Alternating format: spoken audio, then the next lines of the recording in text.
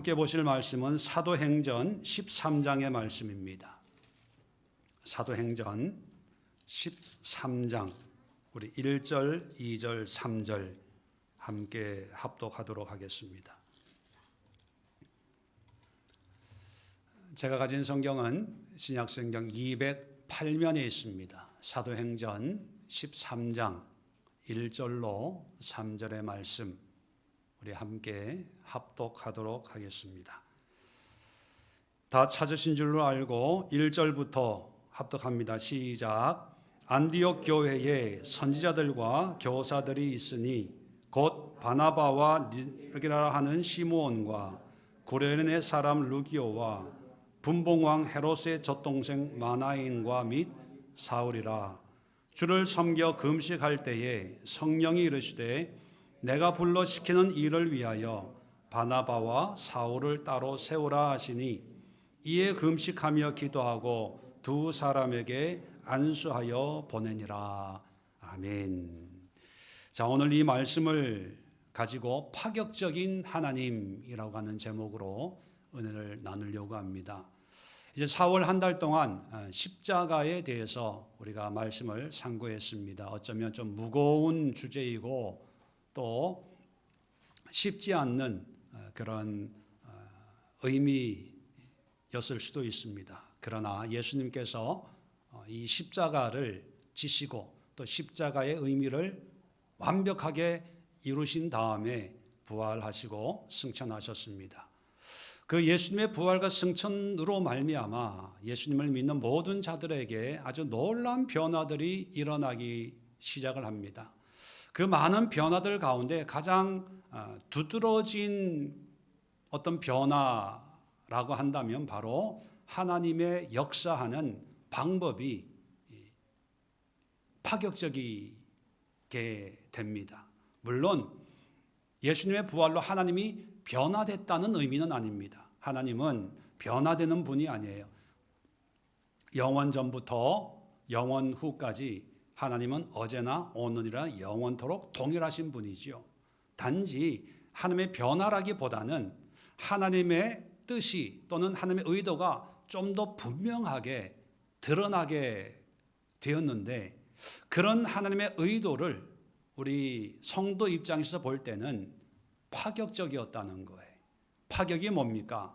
일반적이고 상식적이었던 것이 놀라운 변화, 일상을 넘었을 때 우리는 파격이다 이렇게 표현합니다. 익히 알고 있었던 하나님의 모습이 아니라 전혀 새로운 하나님의 모습이 우리에게 나타나기 시작을 하는데 바로 오늘 사도행전 13장의 그런 하나님의 파격적인 모습이 이제 분명하게 드러나게 됩니다. 사도행전을 두 부분으로 크게 나누면요. 1장부터 12장까지 그리고 13장부터 28장까지 끝까지 29장입니까? 나눌 수 있는데 자, 1장부터 12장까지의 어떤 하나님의 역사를 보면 신앙의 전통인 예루살렘 중심으로 하나님이 특별히 불러 세우신 12 제자들, 특별히 베드로를 통해서 역사하시고 그리고 하나님의 택한 백성인 유대인들에게 복음을 전하는 그런 모습을 보여줍니다. 그러다가 13장부터는 예루살렘이 아니라 그동안 드러나지 않았던 이방 도시인 안디옥의 어떤 하나님의 역사를 소개하고 있고요. 그동안 등장하지 않았던 전혀 새로운 사람들이 등장을 합니다. 오늘 성경에도 5명이 등장을 하는데 바나바, 시므온, 루기오, 마나엔, 사울 이런 그동안 나타나지 않았던 무명의 사람들이 이제 등장을 하게 되고요. 또 이 13장부터 구약시대부터 하나님이 관심을 가졌던 이스라엘 유대인들이 아니라 이제는 이방인들에게 복음을 전하고 이방인들에게 일어난 어떤 그런 성령의 역사를 소개하기를 시작을 합니다. 우리 입장에서는 뭐 당연한 거 아니야? 그렇게 되는 거 아니야? 라고 생각할 수 있지만 당시로 보면 이것은 파격입니다. 지금까지 한 번도 이런 일이 없었는데 놀랍게도 예루살렘이 아니라 안디옥이 어디야? 뭐 이럴 수 있는, 그리고 제자들이 아니야? 아니고 바나바? 그 사람 누구야? 마나인? 여러분 들어보셨습니까? 루기오 들어보셨어요? 시몬, 니르게라 하는 시몬 들어보셨나요? 저도 처음 여기만 등장하거든요. 오늘 본문에만 딱 한 번 등장하고 성경 어디에도 없어요. 이런 사람들을 통해서 하나님이 일을 하시고 있다는 것을 보면 정말 파격적이다, 놀랍다라고 표현할 수 있습니다. 그런데 이런 하나님의 파격, 하나님의 놀라운 역사가 오늘도 계속되고 있고, 바로 이것이 하나님이 의도하신 거고 하나님의 뜻이고 하나님의 계획이었다는 것입니다. 이 땅을 창조하시고 인간을 그곳에 두시고 인간의 역사를 통해서 일하시는 하나님의 궁극적인 계획과 목적이 무엇이냐 하는 것을 오늘 본문을 통해서 살펴보면서 과거에 2000년 전에 있었던 한 역사의 사건이 아니라 지금 또 이와 같은 계획과 이와 같은 의도와 이와 같은 계획을 가지고 일하고 계시는 하나님의 역사를 보면서 앞으로 우리가 어떻게 살아가야 될지, 우리가 어떻게 믿음 생활을 해야 될지, 우리의 남은 인생을 어떻게 해야 가장 의미 있고 보람 있는 그런 인생으로 마감할 수 있을지, 우리 삶의 목적, 방향, 의미를 다시 한번 깨닫는 그런 시간이 되었으면 좋겠습니다. 오늘 짧은 본문을 통해서 세 가지 하나님의 파격적인 역사를 볼 수가 있는데, 첫 번째 파격이 뭐냐면 지역의 파격입니다. 지역. 자, 13장 1절 처음에 안디옥 교회에 선지자들과 교사들이 있으니, 자, 안디옥이라는 지명이 등장을 합니다. 말씀드린 바와 같이 역사적으로 전통적으로 신앙의 중심지는 예루살렘이었습니다. 이 예루살렘은 세상의 어느 곳과 비교할 수 없는 하나님이 거하시는, 하나님이 정하신 거룩한 도시, 거룩한 성이었습니다. 그래서 이스라엘 백성들이 유다가 바벨론으로 포로로 끌려가서 70년 포로 생활을 했지 않습니까? 포로 생활을 해도 성전은 오직 예루살렘에 있다고 생각을 하고 성전을 세상 어디에도 세우지를 못했어요. 그리고 늘 학수고대했던 것이 예루살렘으로 돌아가는 것입니다. 지금도 중동에 많은 분쟁이 있지 않습니까? 이스라엘과 아랍 나라 주변 나라들과 다툼이 있는데, 그 다툼의 근본 문제가 뭐냐? 바로 예루살렘이거든요. 이 예루살렘은 이슬람이나 유대인들이나 이스라엘이나 결코 양보할 수 없는 그런 도시입니다. 그래서 유대인들도 지금도 알리야라고 부르는데, 세계에 흩어져 있는 유대인들이 상황만 되면 이스라엘로 돌아가고 싶어하는 그런 사람들이 있습니다. 그래서 외국에 있다가 이스라엘로 다시 돌아오는 사람들을 알리야라고 얘기합니다. 이런 사람들을 위해서 이제 살 집을 만들어야 되는데 이스라엘이 넓지가 않지 않습니까? 좁은 땅에 이 사람들이 거주할 집을, 아파트를 만들어야 되는데, 그러기 위해서는 기존에 살고 있던 팔레스타인 사람들을 쫓아내야 돼요. 그 사람들을, 원주민들을 쫓아내고, 여러분 뉴스에 종종 듣는 단어가 있습니다. 정착촌을 이제 건설하는 겁니다. 왜냐하면 알리아들이 많이 생기니까. 그러니까 여기에 또 이렇게 갈등이 생기는 거죠. 대대로 살던 동네에서 쫓겨나야 되는 팔레스타인과 알리아들을 위해서 살 집을 만들어야 되는 이스라엘과 끊임없는 충돌. 그 이유가 뭐냐면 예루살렘이라고 하는 전통적인 신앙과 정치와 삶의 중심지가 예루살렘이기 때문입니다. 그런데 오늘 성경을 보면 예루살렘 교회가 아니라 예루살렘으로부터 수백 킬로 북쪽으로 떨어진 지금의 터키의 남부 해안 도시에 있는 안디옥이라고 하는 그 지역에서 하나님의 새로운 복음의 역사, 성교의 역사가 시작이 됩니다. 안디옥, 우리 한국 번역에는 안디옥 이렇게 번역이 됐는데 원어에 보면 안티오키아 이렇게 되어 있습니다. 안티오키아라고 하는 이 도시는요, 세계 역사를 공부하신 분들은 알겠지만 알렉산더가 헬라 제국을 건설을 하고 갑자기 죽죠. 죽은 후에 후계자가 없으니까 그 휘하에 있던 장군들이 권력 투쟁을 오랫동안 합니다. 그래서 장군들끼리 싸워서 결국은 세계를 세 등분으로 나누어서 통치를 합니다. 쉽게는 유럽으로 한 나라, 그리고 아프리카 쪽으로 한 나라, 그리고 지금의 터키, 시리아, 이란, 이라크 이 중동 지역으로 한 나라가 이제 세 나라로 이제 세계가 나누어집니다. 그런데 이 예루살렘이 속해 있는 이 시리아, 이란, 이라크 쪽의 왕국을 셀레우코스 왕조 이렇게 부릅니다. 셀레우코스. 알렉산더의 부하였거든요.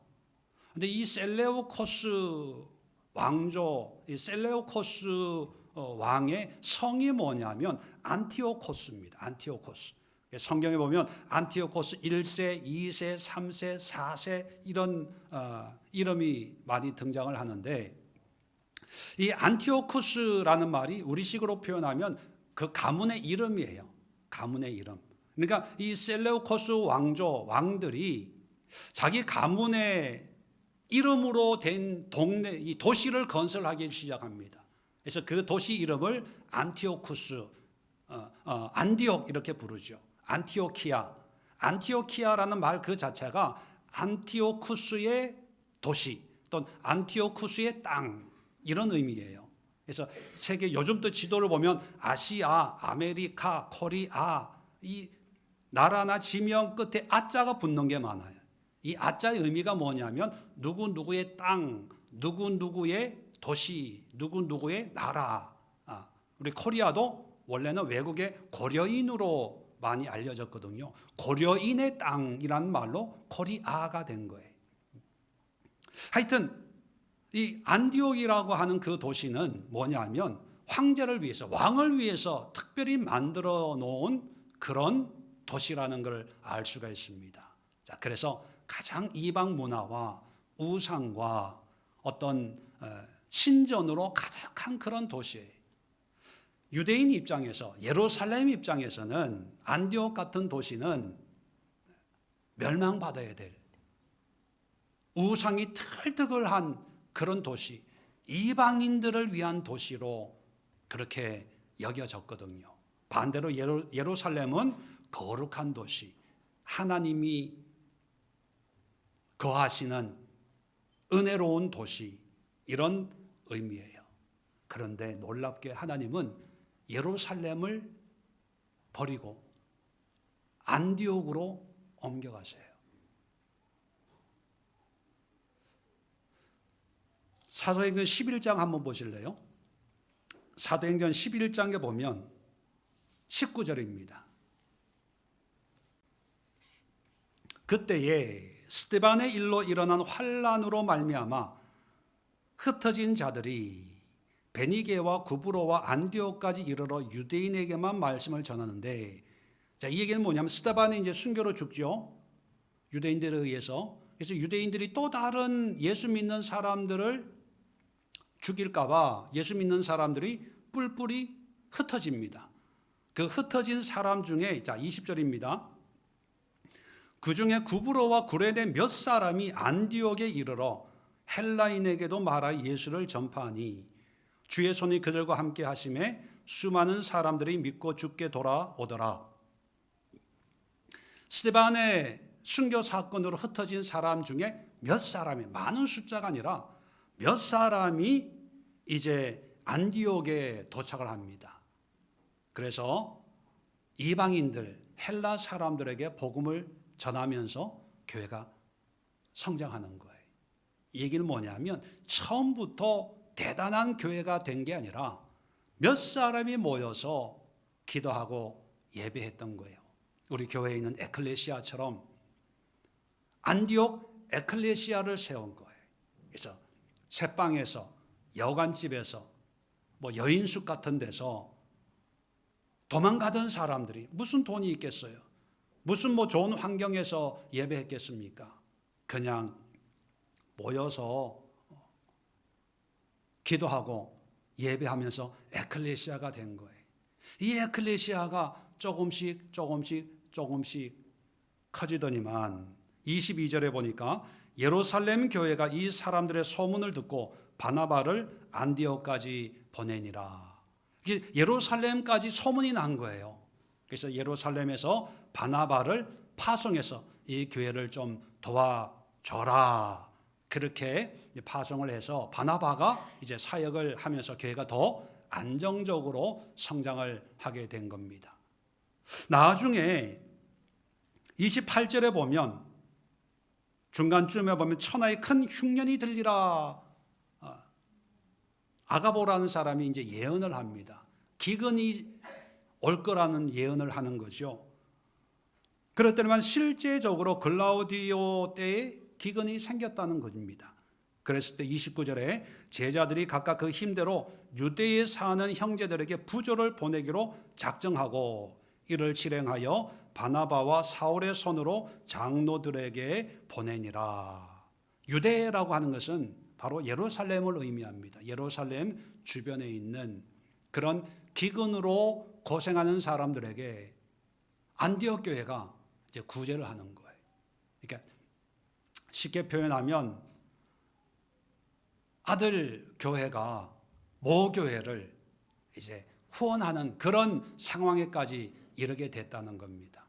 이게 뭘 의미하냐 하면 그동안에 전통적으로 가지고 있었던 예루살렘이라고 하는 어떤 그런 무게 중심에서 한 번도 생각하지 못했던, 기대하지 않았던 이방 도시인 안디옥을 통해서 새로운 무게 중심이, 새로운 역사가 시작이 된다는 거예요. 이게 파격입니다. 우리에게는 뭐 당연한 거 아니야? 그렇게 생각할 수 있지만 당시에는 상상도 못하고 꿈도 꾸지 못했던 그런 일이 일어난 거예요. 유대인들에게는요, 예루살렘이라면 목숨을 걸고 지켜야 될 그런 도시였습니다. 근데 하나님은 버려요. 그리고 새로운 도시, 새로운 곳. 유대인들 입장에서는 저런 안디옥은 망해야 돼, 불타버려야 돼, 지진이 나서 폐허가 돼야 돼라고 하는 그런 도시를 하나님은 세계 선교의 전초기지, 세계 역사의 변화의 시발점을 삼는 거예요. 이게 하나님의 계획이고 이게 하나님의 뜻이고 이게 하나님의 의도예요. 이런 하나님을 우리가 믿고 따른다면 오늘날 예루살렘 같은 그런 존재들이 있어요. 우리 신앙의 전통. 굳이 설명을 안 드려도 우리가 익숙하게 누리고 있는 어떤 신앙의 형태들이 있지 않습니까? 교회, 교단, 교파, 어떤 형식. 전통적으로 이렇게 신앙생활을 해왔고 또 나도 지금 그런 신앙생활을 하고 있기 때문에 목숨 걸고 지켜야 될 전통이야. 어떤 희생과 대가를 치르더라도 이것만은 지켜야 돼라고 하는 것들이 어쩌면 예루살렘과 같은 그런 성격이 아닐까. 그런데 하나님은 이걸 깨뜨리는 거예요. 부셔버리는 거예요. 그리고 그동안 아니라고 생각했던 것, 저런 건 아닐 거야 라고 했던 그걸 통해서 하나님이 역사를 하십니다.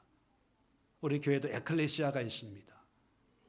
왜 굳이 이름을 에클레시아, 구역, 목장, 뭐 이런 셀, 이런 이름을 붙여도 될 텐데 왜 에클레시아를 붙였을까? 바로 이런 비전과 소망을 가지고 있는 하나님의 마음에 좀 가까이 다가가자는 의도로 에클레시아를 이름으로 붙인 거예요. 왜냐하면 교회, 건물, 교파, 목사에게 목숨 걸까 봐. 어쩌면 우리도 예루살렘처럼 예루살렘에서 말씀하는 하나님에게 관심이 있는 게 아니라 하나님보다는 예루살렘에 관심이 있다가 하나님이 예루살렘을 버리는 것처럼 교회, 목사, 직분, 신학, 전통에 목숨 걸다가 결국은 하나님의 관심을 잃어버리는 이런 신앙을 우리도 똑같이 닮아갈까 봐. 하나님이 중요한 거지. 하나님을 믿는 믿음의 공동체가 중요한 거지. 엄청난 돈으로 건물을 세운 그 건물이 중요한 게 아니거든요. 하나님이 중요한 거지. 학위를 받고 공부 많이 했다는 스펙을 자랑하는 그 목회자가 중요한 게 아니거든요. 하나님이 중요한 거지. 내 직분이나 내 경험이나 내 경력이나 내가 하고 있는 어떤 봉사의 일이 중요한 게 아니거든요. 하나님은 파격적으로 역사합니다. 우리가 전통, 이것이 중요해라고 생각하는 그것이 하나님과 관계 없어질 때 하나님은 단호히 버리고 대신에 아무리 힘들고 어렵고 보잘것없고 초라하더라도 정말로 온전한 마음으로 하나님을 사랑한다면 그것을 하나님의 새로운 은혜의 진원지로 근원으로 삼으신다는 거예요. 안디옥에 도착한 이 그리스도인들이 도망을 가다 보니까 뭘 가지고 있는 게 있겠습니까? 얼마나 많이 배운 사람들이겠습니까? 이름도 없어요. 소수의 무명의 사람들이, 그런 사람들이 뭐 대단한 어떤 그런 예배를 드릴 수 있겠습니까?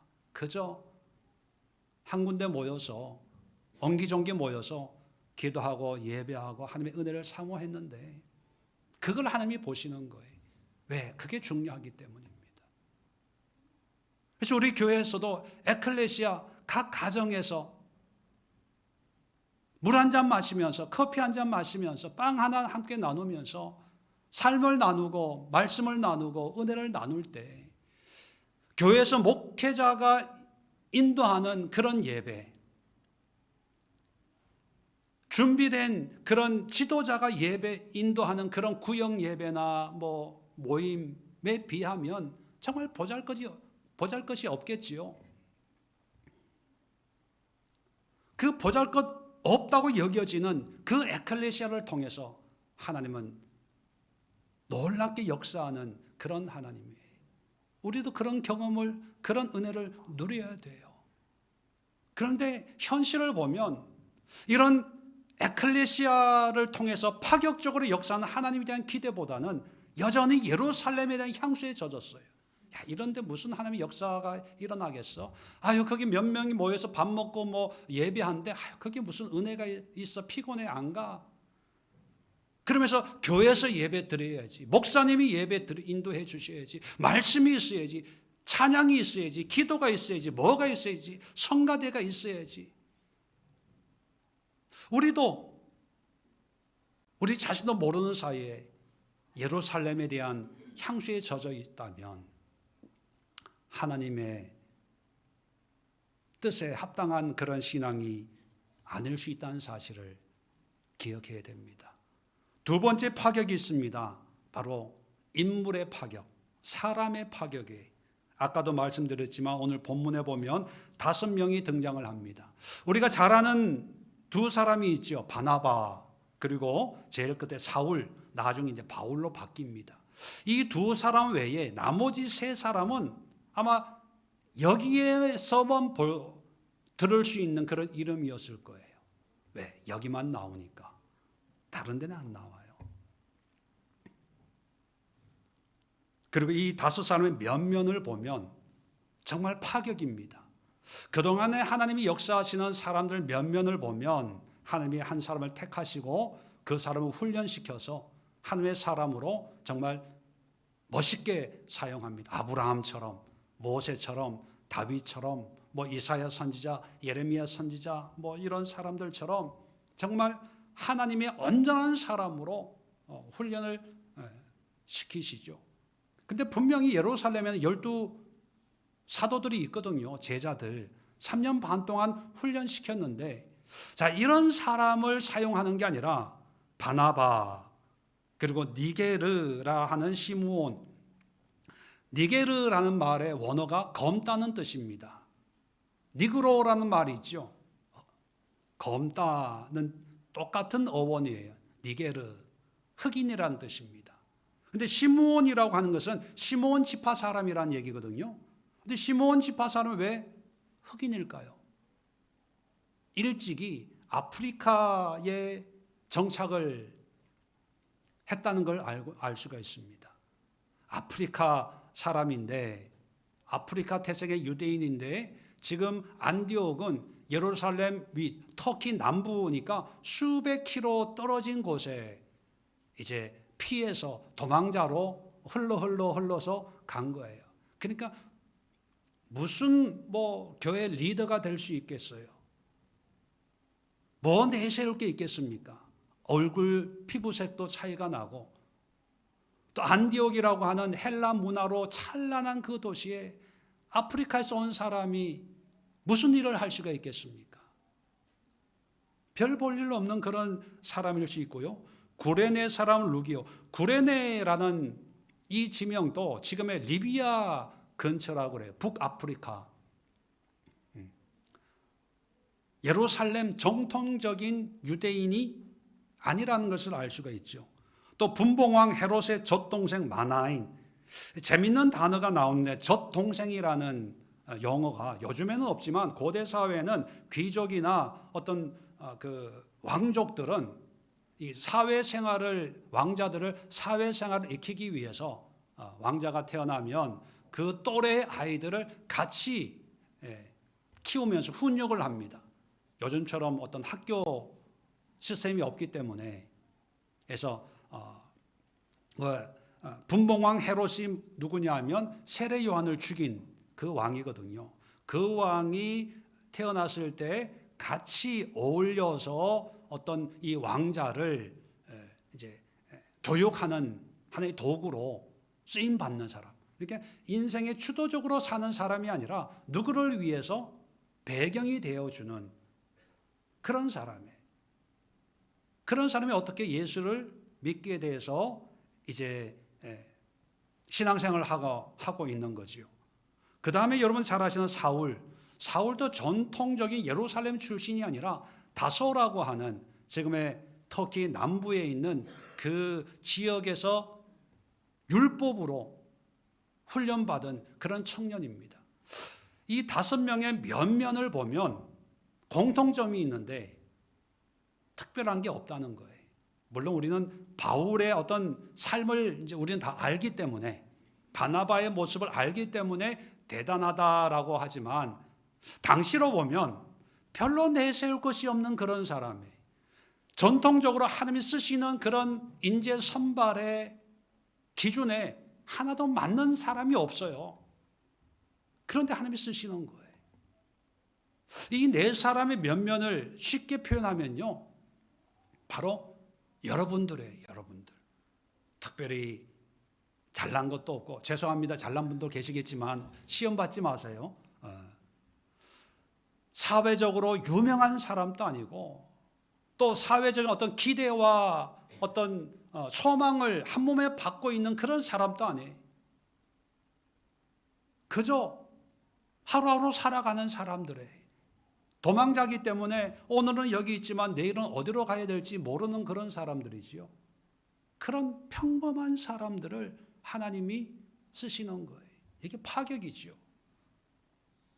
아시는 대로 예루살렘에는 기라성 같은 12제자가 지금 준비하고 있어요. 그런데 그 사람들을 쓰지 않고 전 세계에서 모으는 거죠.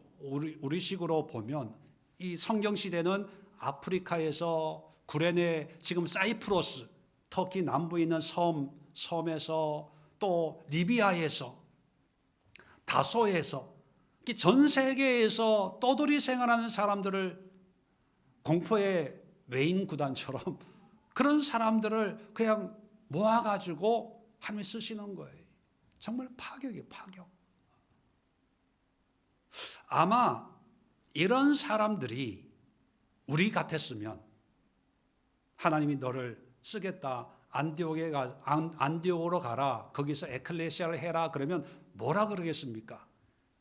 니게르 시므온 같으면은 하나님 말씀은 고마운데 이 새까만 얼굴로 전도하면 누가 전도가 되겠습니까?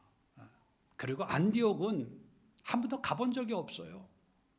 힘들어요. 어려워요. 구레네 사람 루기오 같은 경우에는 예수는 믿지만 아는 게 별로 없어요. 가르칠 게 별로 없어요.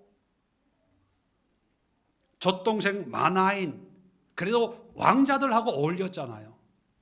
그런데 하나님이 가라고 하면 하나님, 그래도 내가 헤롯하고 어울렸는데 어떻게 그런 사람들하고 어울려서 전도를 합니까? 수준에 안 맞아요. 뭐 그랬을 거예요.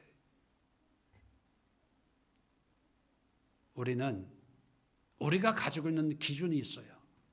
그래서 나는 가난하니까, 나는 못 배웠으니까, 나는 나이가 많으니까, 아는 게 없으니까. 결론은 뭐예요? 못하겠습니다. 못하겠습니다. 그러니까 하나님 앞에 쓰임을 못 받는 거예요. 근데 이 파격적인 하나님을 안다면, 내가 못 배웠으니까 못 배운 나를 파격적으로 세우시려고 하는구나. 내가 가진 게 없다는 걸 알고 있다면, 가진 게 없다는 걸 알고 파격적으로 역사하는 하나님을 안다면, 없는 나를 통해서 뭔가 일을 하시겠구나. 이게 되는데, 하나님에 대한 지식이 없는 거예요. 하나님에 대해서 몰라요. 그래서 하나님은 뭔가 준비가 잘 되고 갖춰진 사람을 쓰시는데 나는 아니야. 그게 일반적으로 가지고 있는 우리의 견해입니다. 물론 하나님은 때로는 준비된 자를 사용하시죠. 바울이 그동안에 여러 가지 준비가 되어 있기 때문에 12사도들이 아니라 바울을 통해서 세계 역사를 바꿔가는 그런 일을 하시지요. 근데 항상 그렇게 역사하는 하나님만이 아니라 파격적으로 아무것도 아닌 그런 사람들, 도망자들, 피신하고 있는 그런 사람들, 디아스포라, 흩어진 사람들, 피부색이 다른 흑인들을 통해서 하나님이 역사한다면 아마 여기에 앉아 있는 모든 분들도 파격의 하나님의 대상이 될 수 있습니다. 그런데 왜 우리는 이 사람들하고 다르게 신앙생활하고 늘 일상에 매여서 불평, 불만, 변화 없는 삶을 살고 있을 수밖에 없을까? 그게 문제지요. 거기에 대한 해답을 말씀드리겠습니다. 세 번째가 뭐냐면 성령의 파격이에요. 자, 오늘 성경 2절에 보면 자, 2절 주를 섬겨 금식할 때에 성령이 이르시되 내가 불러 시키는 일을 위하여 바나바와 사울을 따로 세우라 하시니 이에 금식하며 기도하고 두 사람에게 안수하여 보내니라. 자, 놀라운 게 뭐냐면 성령이 이르시되 하나님의 성령이 말씀하세요. 바울과 사울을 따로 세우라. 이제 선교사로 파송하는 거죠. 그래서 3절에 두 사람에게 안수하여 보내니라. 순종했다는 거예요. 자, 여기서 오늘의 결론입니다. 하나님의 세 번째 파격이 뭐냐? 바로 성령의 역사지요. 자, 첫 번째 장소의 파격, 예루살렘이 아니라 안디옥이라고 말씀드렸고, 두 번째 사람의 파격, 12사도가 아니라 준비된 12사도가 아니라 평범한 5명의 무명의 사람들. 자, 이런 이유가 결국은 무엇 때문에 이런 일이 일어나게 됐을까? 바로 성령의 파격적인 역사의 결과입니다. 전통적으로 하나님은 사람을 선택하시고 부르시고 세우시죠. 근데 구약 시대는요, 특정한 때에 특정한 사람에게만 성령을 통해서 하나님의 일꾼으로 세우셨어요. 아브라함을 부르시고 모세를 부르시고 다윗을 부르시고 또 여러 선지자를 부르실 때 그 특정한 사람, 그래서 일반적으로 제사장, 선지자, 왕 이런 세 부류의 사람들에게 하나님의 영을 주어서 하나님의 일을 하도록 하셨습니다. 그런데 예수님의 부활로 말미암아 이 성령이 모든 믿는 자들에게 임했어요. 모든 믿는 자들에게 임했다는 얘기는 우리 한 사람 한 사람에게도 성령이 임해서 임마누엘, 함께 하시는 하나님으로 우리와 함께 하게 된 거예요. 그래서 누구나 다 하나님을 예배하고 하나님을 찾고 하나님을 영원하게 할 수 있는 그런 성령의 시대가 열리게 된 거예요. 자, 이것이 여러분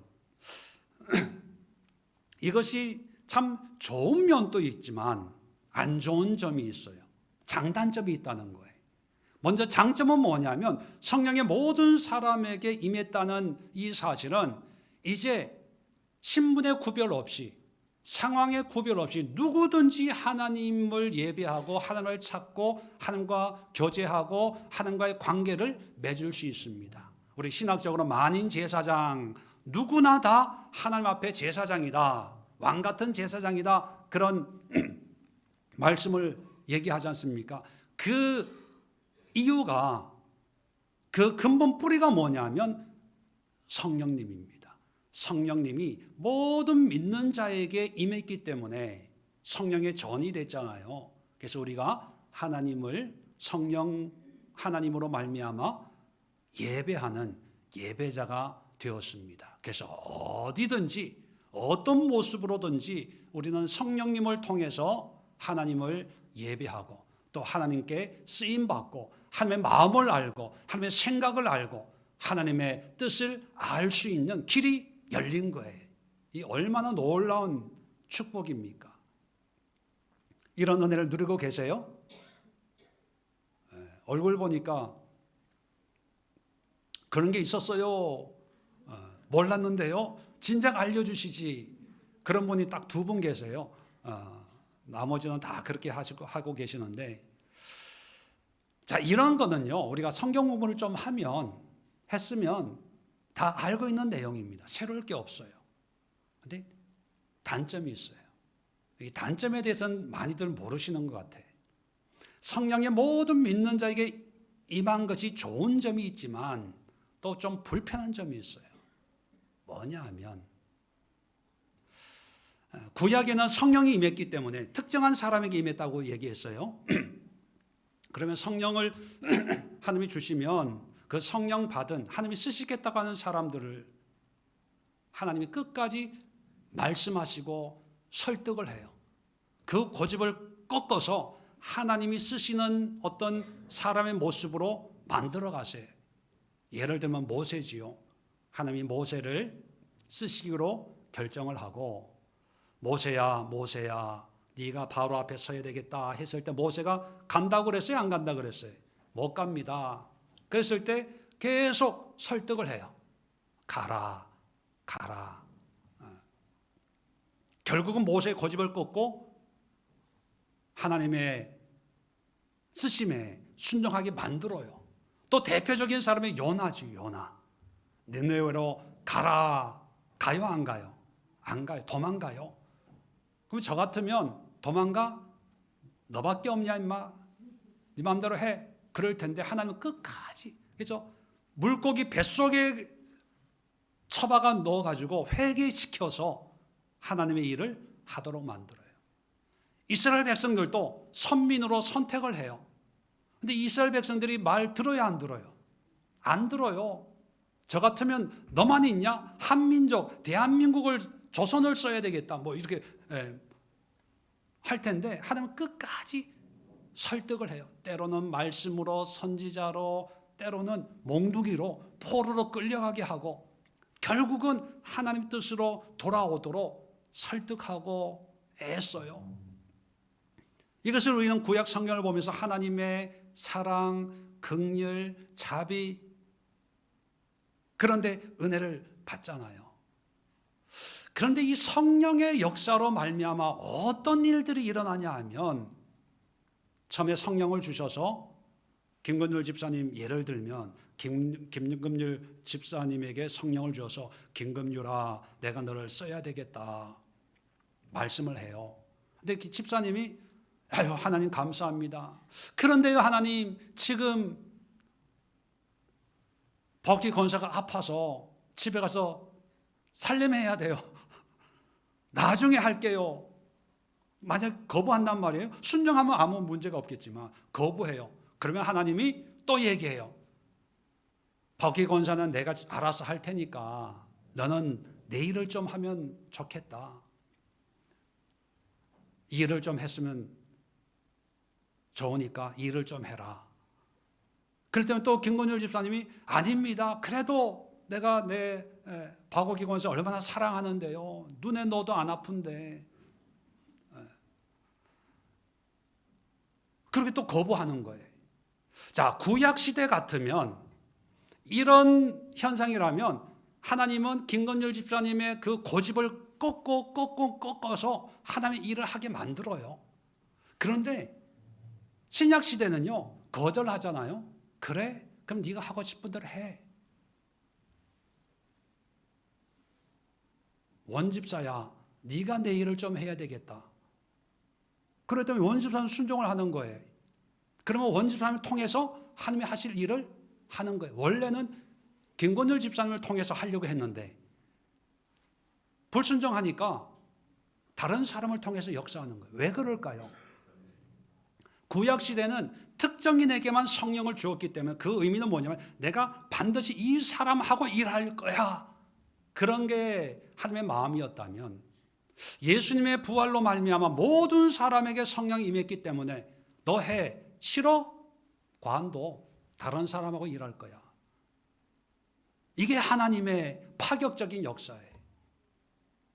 자, 보세요. 예루살렘에서 안디옥으로 하나님의 사역의 중심지가 옮겨가는 이유가, 여러분 예수님 부활 승천하실 때 제자들에게 가서 모든 족속으로 제자를 삼아 성부 성자 성령으로 세례를 주고 내가 분부한 모든 것을 가르쳐 지키게 하라. 그렇게 말씀하셨어요. 가서 모든 족속으로. 그 다음에 사도행전 1장에 보면 성령이 임하시면 너희가 권능을 받고 어디까지? 땅끝까지 이르러 내 증인이 되라. 그렇게 말씀하셨어요. 자, 그런데 그 말씀에 제자들이 순종했나요? 12제자들이 순종을 안 했어요. 예루살렘에만 있는 거예요. 유대인들에게만 복음을 전하는 거예요. 순종을 안 해요. 그럼 구약 같으면 혼내요. 베드로 정신 차려. 내가 너한테 분명히 이런 얘기 했지. 예루살렘 교회 정신 차려. 정신 안 차리면 포로로 끌려가게 할 거야. 핍박받게 할 거야. 그래서 어떻게든 그 고집을 꺾어서 하나님의 뜻에 굴복시키려고 하셨을 텐데 오늘 성령의 파격이 어떻게 나타납니까? 해, 안 해? 말어. 그런데 보니까 안디옥 교회 정말 무명의 사람들의, 소수의 사람들의, 내세울 게 없는 그런 스펙을 가진 사람들의, 근데 이 사람들이 다른 사람들은 다 유대인들에게 복음을 전하는데 안디옥에 있는 이 사람들은 헬라인에게 복음을 전하는 거예요. 그래서 성령이 말씀하시는데 순종하는 거예요. 5명 중에 그래도 우리가 알고 있다는 얘기는 그래도 좀 이렇게 두각이 드러나는 사람 아닙니까? 바울과 바나바가. 근데 이 두 사람 핵심 멤버를 따로 세워서 선교사로 보내. 여러분 같으면 제가 아프리카 선교사로 간다고 하면 잡아야 안 잡아요? 조마조마한데. 어서 가세요 할 거예요? 아니면은 하나님 목사님 대신에 우집사님을 보내세요. 우간섭 집사가 아주 선교를 잘하니까 그 집사님을 보내시고 목사님은 목회하고 있어야 됩니다. 여러분은 어떻게 할 거예요? 후자에? 우집사님 보낼 거예요? 네, 말이라도 감사합니다. 그런데 이 안디옥 교회는요, 기둥 같은 두 집사를 파송을 하는 거예요. 순종한다는 거예요. 순종하니까 하나님이 안디옥 교회를 세우시는 거예요. 안디옥 교회를. 자, 그래서 여러분, 성령의 파격이 뭐냐 하면 믿음의 문제가 아니라 순종의 문제라는 거예요. 우리가 신앙생활 하면서 많은 분들이 상담을 하면 무슨 얘기를 하냐? 목사님 왜 이렇게 믿음이 안 자라지요? 저 사람은 믿음이 좋고 나는 믿음이 안 좋고, 믿음을 주세요. 믿음이 없어서 믿음으로 해야 되는데 믿음이 아직 안 자라서 난 초신자하고 믿음이 없고, 믿음 얘기해요. 그런 분들 심리를 보면요, 뭔가 하나님의 은혜를 누리고 축복을 누리고 하나님이 주시려고 하는 어떤 그런 거에 대한 기대는 있어요. 그런데 순종하고 싶은 생각이 없어요. 순종은 해야 되는데 내가 하고 싶은 그런 의도는 없고, 근데 믿음이 생기면, 하나님이 믿음을 주시면 불가항력적으로 내 의지와는 상관없이 저절로 그렇게 되어지는 것은 괜찮으니까 믿음을 주어서 나를 좀 헷가닥 해가지고 하나님 일을 하게 해주세요. 그런 심리예요. 맨정신으로는 순종하기 싫어요. 힘들어서 손해보는 게 많으니까. 근데 막 갑자기 기도하는데 막 불이 임하고 뜨거워지고 막 뭔가 보이고 뭐 바람이 불고 막 불이 뜨거워져서 막 내 정신 아닌 상태로는 순종하겠습니다. 그게 믿음 타령하는 사람이에요. 목사님은 믿음이 좋으시지만 나는, 여러분, 목사라고 믿음 좋은 거 아니에요. 여러분 잘 들으세요. 예수님을 믿으면 그 믿음은 다 똑같아요. 좋은 믿음, 안 좋은 믿음, 큰 믿음, 적은 믿음 차이가 없어요. 그건 우리 인간들이 내 내면에서 그냥 하나님 앞에 그냥 뭔가 하기 싫어서, 순종하기 싫어서 나는 믿음이 없다, 믿음이 적다, 믿음이 안 좋다라고 내 스스로가 그어놓은 선이에요. 아무 의미 없는 거예요. 모든 믿는 자는 믿음은 똑같아요. 단지 어디에서 차이가 나냐? 순종에서 차이가 나는 거예요. 순종에서. 여러분, 12사도가 믿음이 좋겠어요? 이 어중이 떠중이 5명이 믿음이 좋겠어요?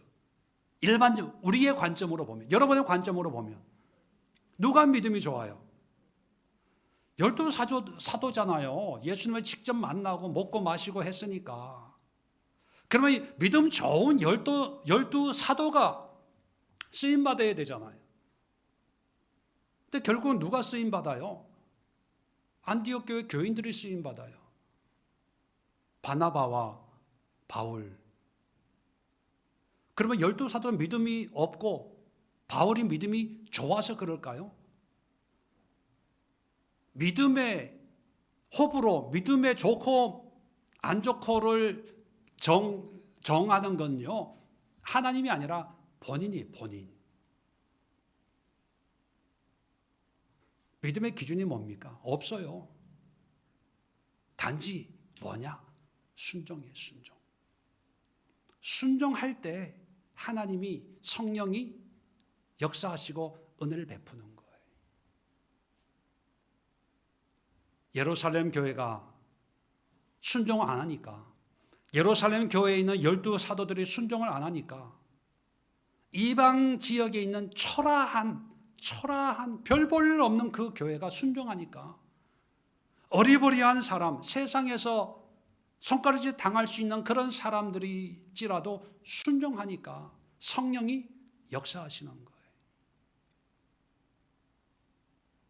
이것이 바로 파격적으로 역사하는 하나님의 역사로 나타나는 거죠. 그렇다면 여러분, 우리의 문제는 뭘까요?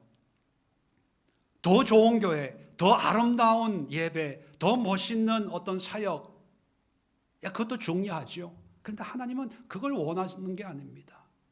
그걸 이 땅에 세워서 세상 사람들을 보여주면서 나를 믿는 자는 다 봐, 이렇게 되는 거야. 나를 믿는 교회는 이렇게 부흥시키는 거야. 이런 아름다운 건물을 짓는 거야. 이걸 세상에 보여주는 게 아니에요. 하나님이 보여주시고자 하는 것은 별 볼 일 없는 아무것도 아닌 사람들이 하나님의 성령에, 하나님의 말씀에 나름대로 순종해 나가는 거예요. 대단한 일을 하려고 목표 삼는 게 아니라, 안디옥 교회가 세계 선교를 비전으로 삼고 기도했을까요? 이 몇 명, 무명의 사람들이 건축한 이 에클레시아, 영안방에서, 초라한 집 거실에서 몇 명 모여서 기도하는 사람들이 하나님, 우리 교회를 통해서 세계가 변화되게 하옵소서, 세계 복음화가 이루어지게 하옵소서, 이렇게 기도했을까요? 한 사람 놓고 기도했지 않았을까요? 하루하루 살기 위해서 기도했지 않았을까요? 오늘도 순종하게 하옵소서, 오늘도 만날 자를 만나게 하옵소서, 있어야 될 것 있게 하옵소서, 해야 될 것 하게 하옵소서. 그러다 성령이 두 사람을 따로 세우라. 예, 세울게요. 보내라. 이분들은 가면 안 되는데, 있어야 되는데, 그래도 세우는 거예요. 두 사람만 똑똑해서 세웠을까요? 아니에요. 저는 남아있는 세 사람이 더 훌륭하다고 봐요. 여러분 아시겠지만 바울이 1차 선교, 2차 선교, 3차 선교 선교여행을 하다 제일 마지막에 어디로 갑니까? 마지막 선교여행의 종착지가 어디였어요? 안디옥 교회였어요. 왜 안디옥 교회로 갈까요? 좋으면 가겠어요? 싫으면 가겠어요? 불편했으면 가겠어요? 좋으니까. 좋다는 얘기는 뭡니까? 이 세 사람이 드러나는 바울과 사울을 후원하는 거예요. 세계 역사에는 바나바와 바울이 등장하지만 하나님의 역사에는 이 세 사람이 기초가 되는 거예요. 기초가. 드러나지 않지만, 이름은 없지만 하나님의 나라를 똑같이 세워나가는 기초예요. 사람들은 건물의 기초에는 관심이 없어요. 눈에 보이는 건물에만 관심이 있지요. 근데 저도 집을 지어보니까 기초가 중요하더라고요. 드러나는 그 건물 세우는 거 못지않게 기초를 튼튼히. 근데 사람들은 이 기초 사람들이 안 보니까, 그래서 순살 아파트라는 말이 나오잖아요. 순살 아파트 무슨 뜻인지 아시죠? 철근을 빼는 거예요. 왜? 콘크리트 안에 뭐가 들었는지 모르니까. 근데 하나님은 그것까지, 철근 하나하나, 한 사람 한 사람까지 다 귀하게 여기는 거예요. 왜? 하나님의 파격이에요. 성령에 순종하니까. 저는 우리 예수의 교회가 다른 어떤 것으로 자랑하고 다른 어떤 것으로 만족하는 그런 교회가 아니라, 내가 하는 이 작은 일 하나도 하나님의 뜻에 순종하는 마음으로, 감사하는 마음으로. 우리는 세계 복음화, 선교사 파송하고 교회를 건축하고 이런 거창한 비전은 없습니다. 오직 하나 있다면, 하루하루 일상에서 어떤 결과가 나올지 계산하지 말고 판단하지 말고 저울질하지 말고 하나님이 나에게 주시는 감동이라면 순종하겠습니다. 비록 드러나지 않아도, 인정받지 않아도, 박수 받는 그런 삶이 되지 않더라도 기초 공사에 쓰이는 한 가닥의 철근처럼 하나님의 나라를 세울 수 있다면 내가 쓰임받기를 원합니다. 순종하겠습니다. 그럴 때 바로 그런 사람이 하나님 나라의 파격입니다. 상식을 뛰어넘는, 형식과 전통을 뛰어넘는 하나님의 놀라운 역사에 쓰임받는 삶이 바로 그런 사람이라는 것을 우리가 깨닫고 남은 생애를 한번 하나님 나라의 가장 아름답고 의미 있는 삶을 살아내려고 우리가 한번 열심을 다해보는 성령의 길을 기울이는 그런 하루하루가 될 수 있기를 축원을 드립니다. 기도하겠습니다. 아버지 하나님 감사합니다.